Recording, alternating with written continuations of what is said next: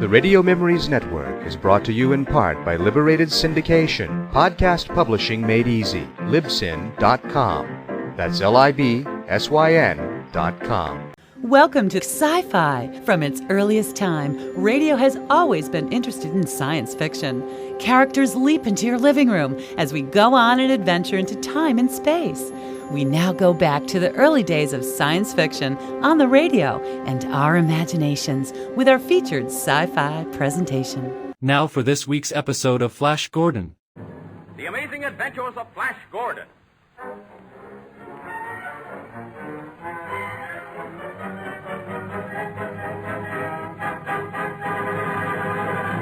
Grove's Emulsified Nose Drops bring to your radios the further interplanetary adventures of Flash Gordon. It is the same daring and resourceful Flash Gordon whose exploits have held you spellbound in the newspapers. Now through your loudspeakers every Monday, Tuesday, Wednesday, and Thursday at this same time, travel with Flash Gordon, Dale Arden, and Dr. Zarkoff to the lost continent of Atlantis on the ocean's floor.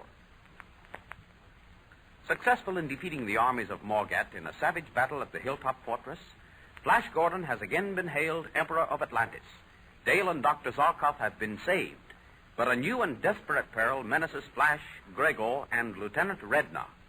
The substrata forces, with their devastating destructo cannon, have returned to Atlantis, and Raoul Dufarge, arch-enemy of Dr. Zarkoff and Flash, has deceived them into believing that Grego and Flash are prisoners and that the Hilltop Fortress is filled with enemies. The substrata forces have opened fire with the destructo cannon. Does this mean that Flash and Grego must perish before the guns of their own soldiers?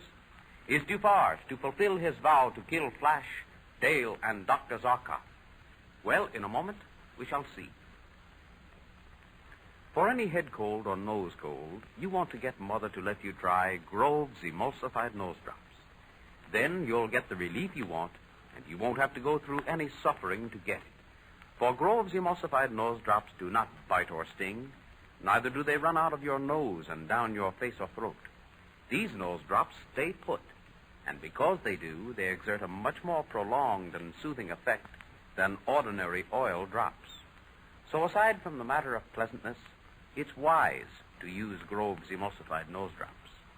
If Mother is interested in better ways of doing things, she'll be interested in Grove's Emulsified Nose Drops. They are on sale at all drugstores.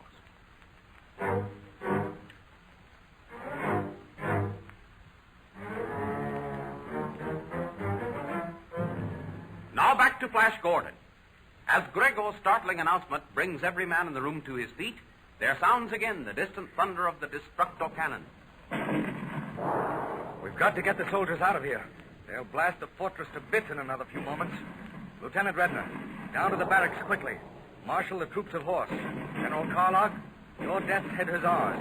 Form lines. Instruct Captain Ludwig to have his Black Lancers ready for instant march. As soon as this has been done, notify me.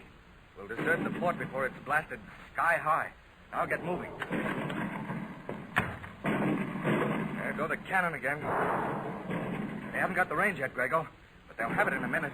And they'll reduce this fortress to a sand pile. It isn't that. There's no such thing as them missing range with the destructo cannon. What's that you say? Well, yes, that's right. The rangefinders on the destructo are equipped with television lenses. They adjust the light beam to any object they desire to destroy and then press the lever. Yes. They could have smashed the fortress with their first shot. There's something the matter. They're not trying to hit us. I think I may know the answer. There might be an officer or two who's none too certain Dufarge is telling the truth. They may be trying to find out who is in the fortress. Drive us out by pretending to bombard us. Yes, I think that's it. If it is, we can stop this nonsense in a moment. I'll communicate with the barracks by means of the television phone. One moment.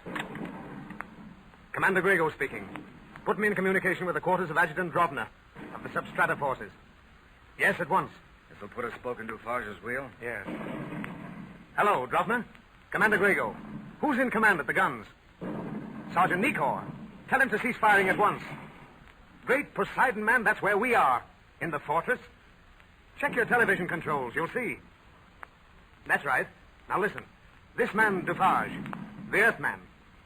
Yes, I know it was all his fault. Place him under arrest. I want him heavily guarded. The Emperor and myself will be at the Royal Palace in 1 hour. Have him there then. And if he resists arrest, you know what to do. That's all. But convey my orders to Sergeant Nikor at once. Well, that ought to do it. Let's get back to the city. I'm anxious to see Dale and Dr. Zarkov.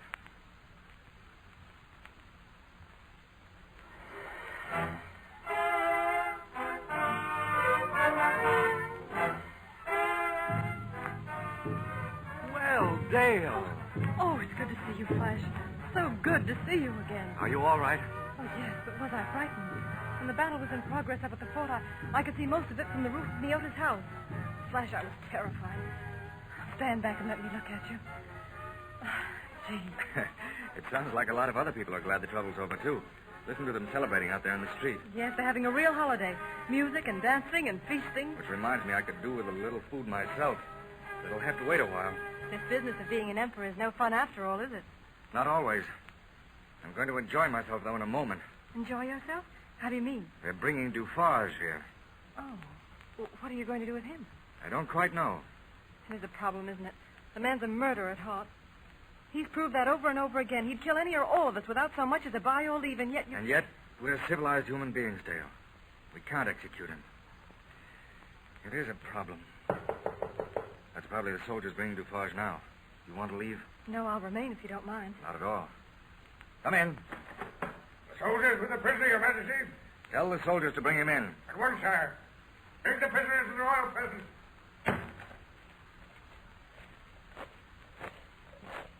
Well, Captain, withdraw to the far wall, but remain in the room. And if this, gentleman gets difficult, you have my permission to... I understand, sir. Well, Dufarge, we meet again. Monsieur et mademoiselle, I salute you. Never mind the nonsense, Dufarge. You tried to kill us. Mais oui. I promised to obtain the throne for myself if I can. I try to keep the promise to myself. Voila. Who can say I am not true to myself, eh? Dufarge, you're laughing at all this because you think I don't dare kill you. That you do not dare, très bon, my friend. It is not that you do not dare. It is that you are too soft in the art, n'est-ce pas? Me? I have the art like this stone. And so you could kill us without thinking twice. Dufarge, there's a limit to all things. This is one time you've tempted me too far. I tempt you too far? What do you mean? I do not understand. There's one thing you will understand, and that is death. Dufarge, I'm emperor here. My word is law. You think I'm too soft-hearted to deal with you as you deserve? All right, we'll see. You do not mean... Yes, I'm going to have you executed, Captain. But you cannot do this. It is against all humanity. Sire? Take the prisoner back to the dungeons. An order as to his disposition will be sent to the jailer at once. Your Majesty. Come on. You can't do this, please. Come on. So, you've done it. You've ordered him killed. Not yet, Dale. I don't think I shall. But it won't do him any harm to think about it for a few days. Wonder just when the soldiers will come for him and lead him out to be killed. Oh, hang it all. If there were only some way of getting him back to the outer world. But there isn't. And as long as he's here, he's a menace. Yes. So what to do? I'm hanged if I see any solution. Well, I suppose there'll be other things to worry about. Yes, very well. His Excellency, Count Alexef is here for the conference. Count Alexef? The Secretary of Foreign Affairs. Tell him to come in. At once. Your Excellency may enter. Thank you. Your Excellency. Your Imperial Majesty, may I add my congratulations to the others you have received upon your return to the throne? Thank you. Your Excellency, this is Dale Arden. Ah, Miss Arden. I have seen you many times from a distance. Yes, and admired you. I thank you. Not at all, my dear. But at the moment, there are distressing matters of state. I must discuss them with His Majesty. Oh, well, then I'll... No, stay here, Dale. Your Excellency, Miss Arden enjoys my full confidence. What you have to say, she may hear. But Your Majesty, a woman attending a conference of international importance... It's my wish, Excellency. As Your Majesty desires. I have here certain figures... Yes? ...showing the truth of what I am about to say.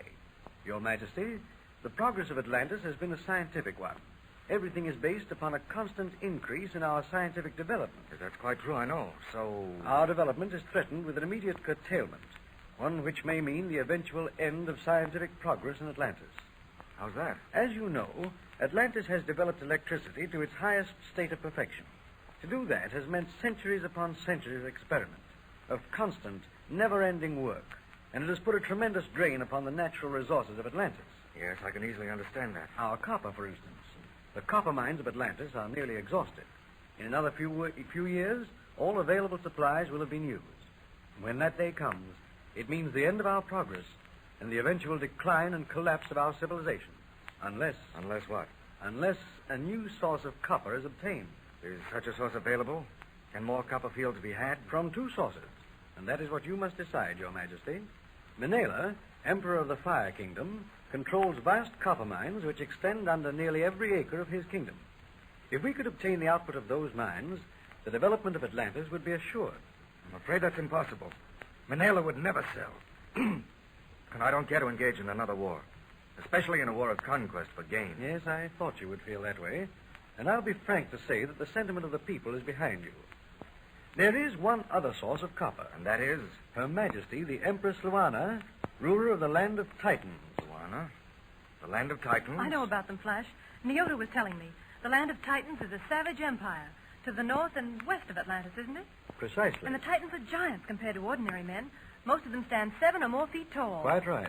The men of Titan are enormous brutes, powerful as a dozen ordinary men, tall, muscular, savage.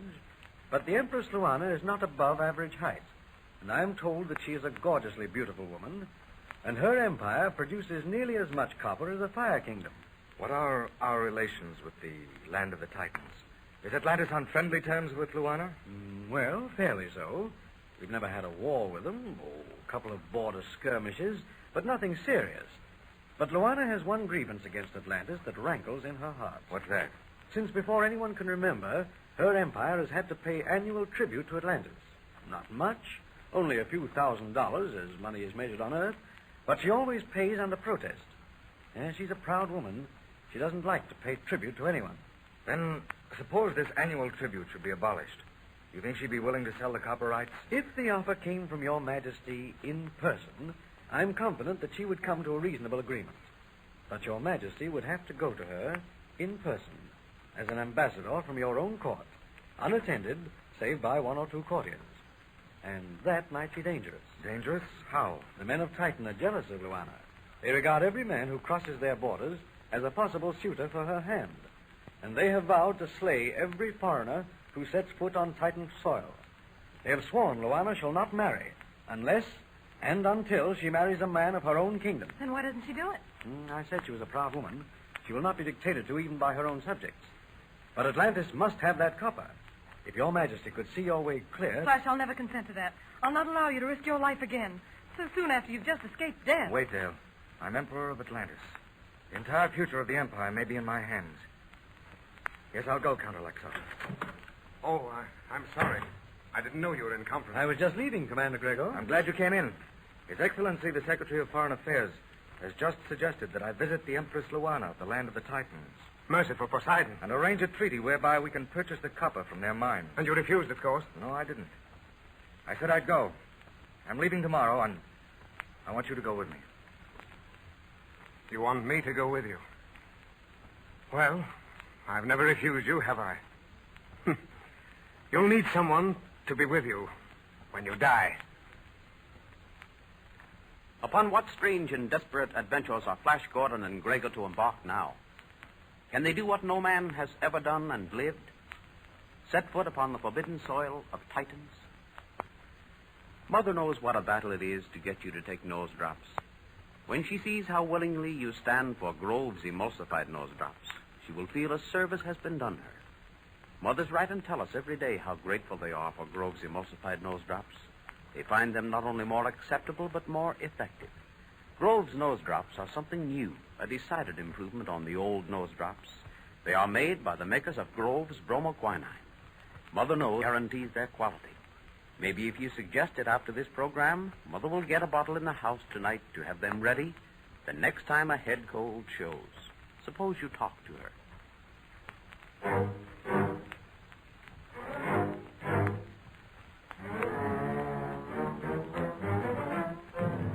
Come with us every Monday, Tuesday, Wednesday, and Thursday at this same time for further interplanetary adventures with Flash Gordon.